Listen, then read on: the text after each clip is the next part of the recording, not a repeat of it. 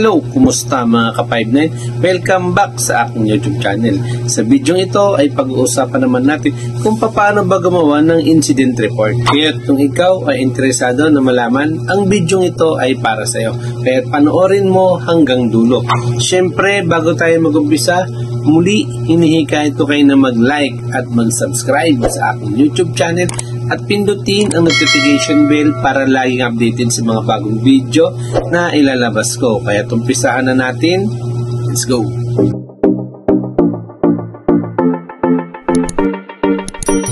At ito na nga mga ka-59, hindi na tayo magpapaligoy-ligoy pa. Ang isi-share ko naman sa inyo ngayon ay kung paano gumawa ng incident report regarding sa mga theft o nakawan. Kumbaga mga shoplifting, ganyan. Ituturo ko sa inyo kung paano gumawa niyan. Katulad ng dati, magbibigay tayo ng format para meron kayong paggayahan o meron kayong makuhang idea kung paano gumawa ng incident report regarding sa mga nakawan.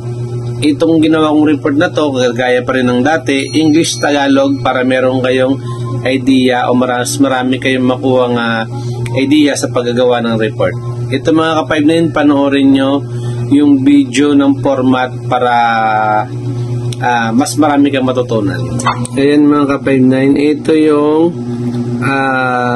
information report. Ayan. Incident report regarding sa nakawan. Ayan mga ka-59, Tagalog yung ginawa ko para mas lalo nyong para lalo nyong mas maintindihan at mas marami kayong makuhang idea. Ayan, sa mga bagong natin subscribers dyan, mga ka-59 natin, mga bagong gwardiya, paggagawa kayo ng report, unang-una syempre yung headings natin, yung sa taas, yan yung pangalan ng agency nyo, yung sumunod, address ng agency nyo, yung sumunod sa baba, kung saan kayo naka-detachment at yung address ng detachment na binabantayan nyo kung saan kayo naka-assign. Siyempre, unang-una yung date.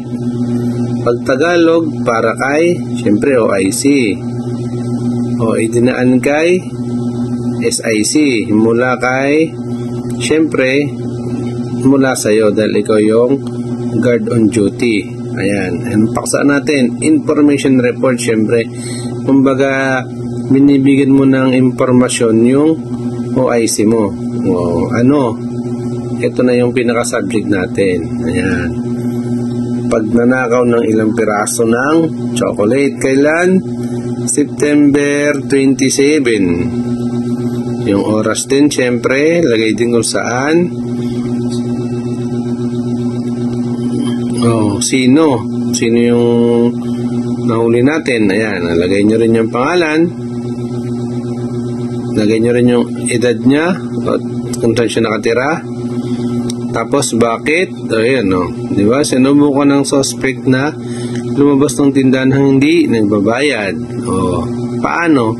Yung paano na yan, ayan, dyan na yung buong Ayan, hindi ko na siya babasahin, para hindi na tayo masyadong mahaba.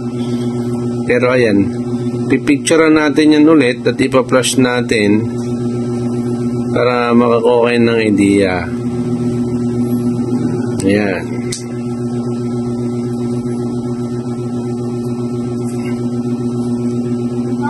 Diba? Ilalagay nyo rin syempre kung kano at saka kung ano yung item na kinuha niya. Diba? Syempre, inihanda nino ikaw. Kung mong kalimutang pirmahan ka 59 para pag binigay mo kayo IC kilong-kilo.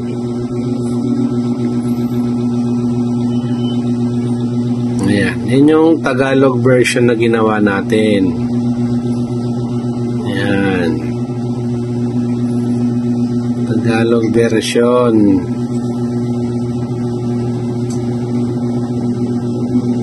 ng information report na theft o pagnanakaw.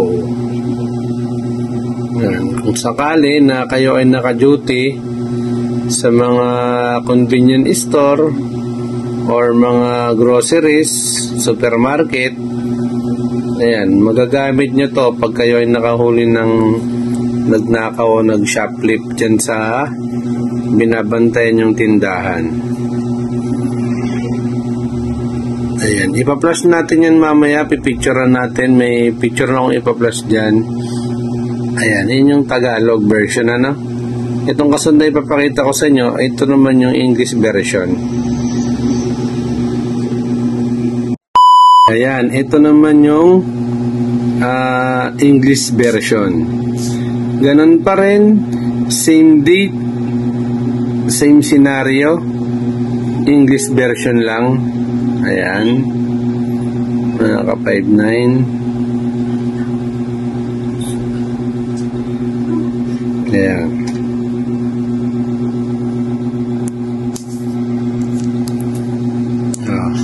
Sa English naman, dyan pumapasok yung 5Ws and 1H. Diba? Unang-una, pag gagawa kayo ng report, syempre laging una yung date. Okay, ano, date, tapos for, kay OIC, true, kay SIC, from, sagad on duty, subject, information report, what, ano ba yung gaginawa mong information report? Ayan, no? Theft of several pieces of chocolate. Kailan? Nandyan din yung date. Saan? Ayan, selling area. Siyempre, kung saan yung eksaktong location na ginawa niya yung pagkuha niya. Ayan, lagay mo yung pangalan ng suspect. Ayan. Tapos yung why. The suspect attempted to leave the store without paying. Ayan yung how. Ayan, nandiyan na yung pinaka niya. Ayan na. Ano yung kabuuang kwento niyan, kung paano siya kumuha, kung paano niya hindi binayaran, at kung paano mo inaprehend yung tao o kinumpronta. Ayan, nakalagay din dyan kung ano yung item na kinuha niya. Siyempre, dapat kompleto detalye, kung ilang piraso, kung anong item, ilang grams, siyempre, halaga kung magkano ang isa, at yung total amount ng kabuuan ng kinuha niya. Ayan.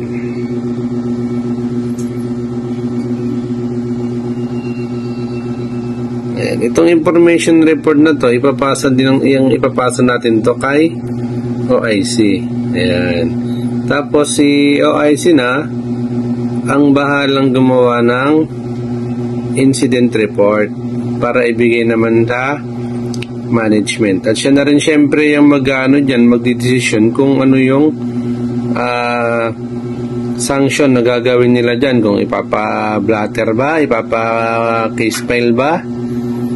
Yan. Yan. Kaya yung mga naka-duty dyan sa mga supermarket, mga convenience store, mga groceries, ayan, bagay na bagay sa inyo to. Pero kahit hindi kayo sa grocery, basta merong nakawan, pwede nyong gawing example to. Itong ginawa nating report. Ayan.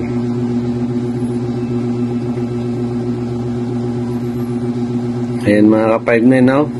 Sana nakakuha kayo ng idea dyan.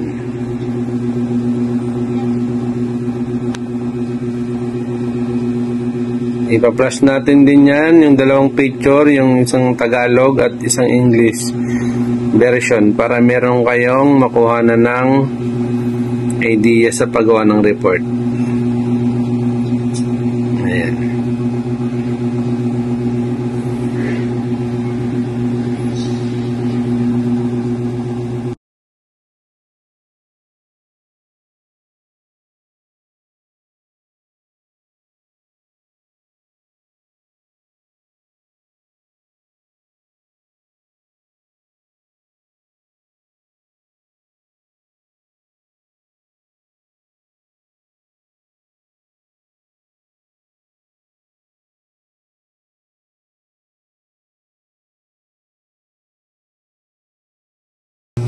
At ayun na nga mga ka-5-9, no?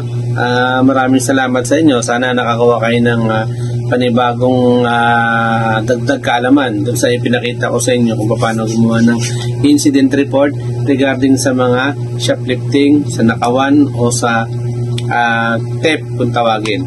Kaya kung meron kayong gusto na gawin nating report, i-comment nyo lang dito sa comment section at gagawa natin yan para makakuha kayo ng mas marami pang idea. Ayun nga ka-5-9, hanggang dito na lang muna tayo. At ang syempre, yung lagi natin paalala sa lahat, always 10-3-5 sa mga 2-0 para 74 tayo 1-6. Hanggang dito na lang. Maraming salamat. Mabuhay tayo at God bless sa ating lahat. Thank you.